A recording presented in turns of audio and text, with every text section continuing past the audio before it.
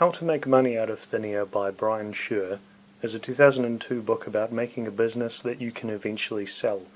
It claims that other investments are useful to pursue, but they are slow wealth producers. More than once the book points out that the majority of businesses end up failing. However, it encourages the reader to take a chance with a business model that the book discusses in general. The title of the book is misleading, and the author even admits this several times. One noteworthy excerpt is on page 177. You do need money to go into business, especially if you're going to sell boxes and not your time. There are very few businesses that are worthwhile getting involved in that don't need at least some cash to start with. The main point of the book are the several checklists that the author goes through in chapters 9 to 14. Chapter 15 is a checklist that you can actually use.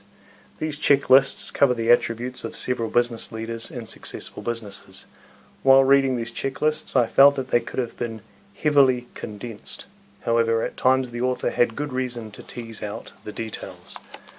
Most of the time. What these lists desperately need are subheadings and the points that can be put under.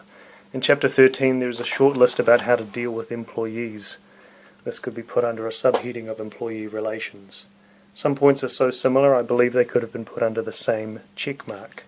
On page 104, for example, we're under the 7th point of 42 habits of the most successful business people.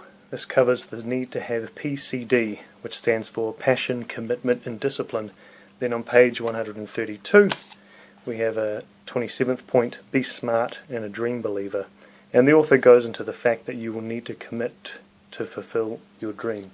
Another bugbear I have with the book is that it has a recommendation by John McGrath, and there are several times in the book when he is used as a model to be followed.